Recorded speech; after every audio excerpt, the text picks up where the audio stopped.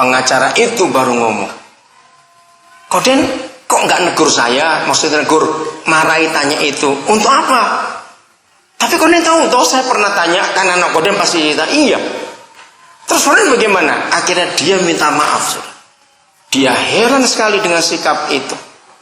Nah, saya ingin hari ini kita semua mengerti kebenaran ini, bahwa persekutuan kita seorang dengan yang lain itu sangat menentukan persekutuan kita dengan Bapa di surga.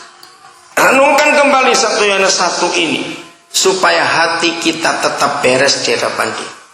Jadi kalau toh saudara dengar hanya karena kata orang, dengar baik-baik, jangan diterima. Kalau toh orangnya langsung SMS sendiri kepada saudara, jangan dibalas. Kalau saudara tidak berbuat itu, tetaplah diam. Nanti saudara akan ketemu orangnya, dan saudara tetap bersih, nggak ada urusan apa-apa. Ketemu orangnya akan tetap baik. Ngerti maksud ini, saudara? Kalau saudara tanggapi itu, saudara jadi kotor, saudara jadi keracunan, saudara jadi rugi. Hubungan kita jadi nggak baik satu dengan yang lain. Oke, kita lihat sekarang. Tinggalkan dulu 1 Yohanes 1, Mazmur 73 ayat 1. Saudara perhatikan. Hari ini kita harus belajar jujur hidup di hadapan Tuhan. Sesungguhnya Bapa di surga bagaimana? Baik bagi siapa? Enggak semua orang yang dengarkan. Bagi siapa?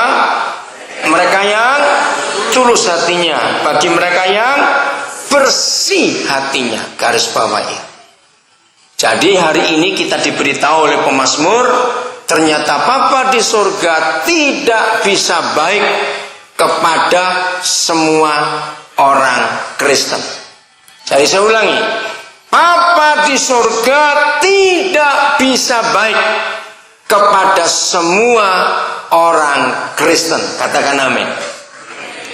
Kenapa dia nggak bisa baik pada semua orang Kristen? Oh, saya tanya balik ini. Karena dia hanya baik kepada siapa? Kristen yang bagaimana? Tulus hatinya dan bersih hatinya.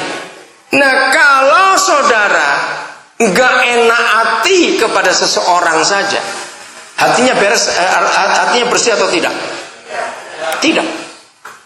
Hatinya kotor. Saudara, jangan pernah anggap saya itu nggak marah, saya itu nggak benci, cuma jengkel. Goblok kamu ngomong begitu, sama saja itu.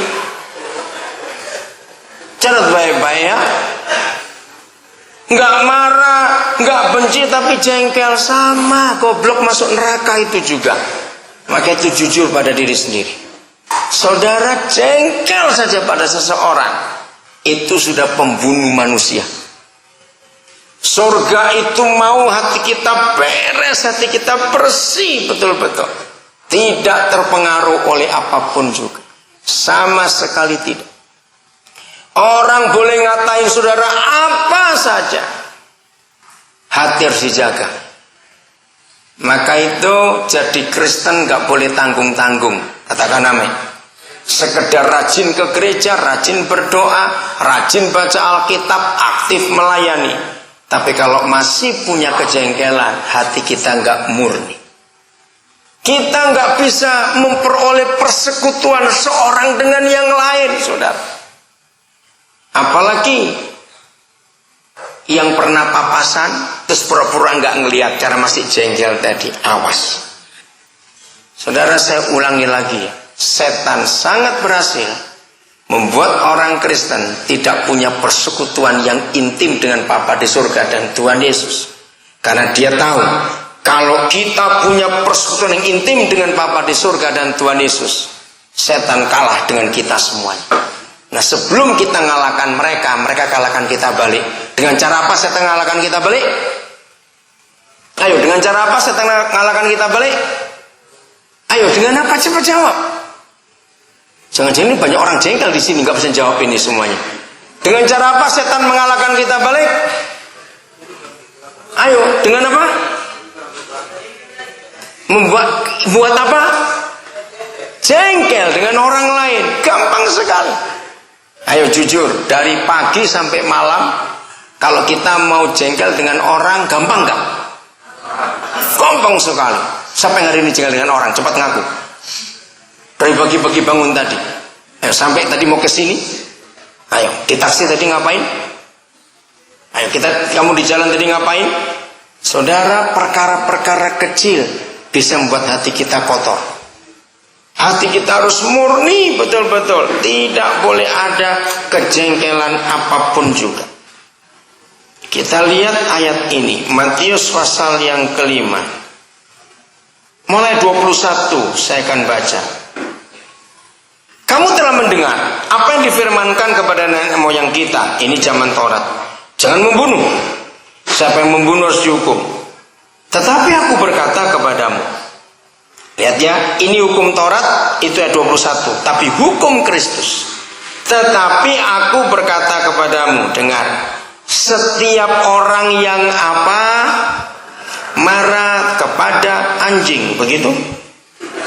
Marah terhadap siapa? Saudaranya. Nah, saudara, firman ini luar biasa. Jujur, kapan terakhir saudara marah dengan seseorang dan sampai hari ini saudara belum pernah beres?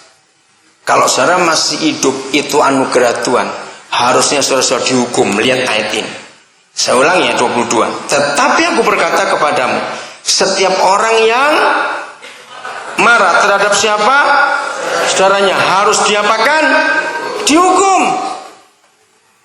Jangan main-main, saudara. Jengkel itu cukup untuk membuang kita ke neraka. Nggak usah tunggu berzina, nggak usah tunggu merampok atau mencuri.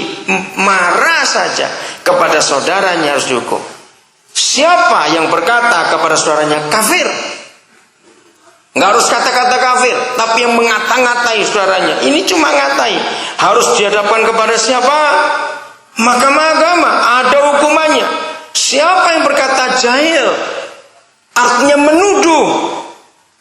Yang kan cuma nuduh saja. Harus diserahkan. Kemana itu? Ayo, kemana? Jangan bilang kompor di dapur. Awas itu. Diserahkan ke dalam neraka yang menyala-nyala. Jangan anggap enteng, saudara. Tidak berzina, tidak merampok. Tapi saudara marah, jengkel, mengatakan kata-kata yang jahat, dihukum. 23, lihat ini. Sebab itu, jika engkau mempersembahkan persembahanmu di atas mezbah, dan engkau teringat akan sesuatu yang ada dalam hati saudaramu terhadap engkau. Suruh ngapakan persembahan kita? Ayat 24. Tinggalkan persembahan di depan mezbah, lalu kita suruh apa? Pergi berdamai dulu dengan saudaramu, lalu kembali. Saudara lihat ayat 23. Jangan salah. Jika engkau mempersembahkan persembahanmu di atas mezbah, dan engkau itu siapa di sini? Kita. Teringat akan sesuatu yang ada di dalam hati saudara kita terhadap kita. Coba renungkan. Jadi bukan kita tahu saudara kita itu sakit hati kepada kita. Bukan. Juga bukan kita sakit hati kepada orang itu. Bukan. Kalau kita yang sakit hati pada orang lain, gampang bukan beresannya? Memang aku yang sakit hati. Tapi ini kalau saudara tahu bahwa saudara pernah melukai seseorang, tapi saudara tidak sadar. Tapi saudara tahu di hati orang itu ada sesuatu dengan saudara. Repot nggak kalau hidup seperti ini? Jadi bukan kita yang sakit hati, bukan. Orang itu yang sakit hati kepada kita. Jadi kita yang sakit hati atau tidak sebetulnya? Saya tanya lagi. Jadi sebenarnya kita sakit hati nggak kepada orang itu? Tidak. Kita nggak sakit hati, saudara. Dia yang ada sesuatu dengan kita. Persembahan kita nggak akan diterima. Maka itu saya ulangi. Sibuk pelayanan. Khotbah sini sana. Pendoa. Pemusik, pemimpin pujian. Majelis. Apa saja. Guru sekolah minggu.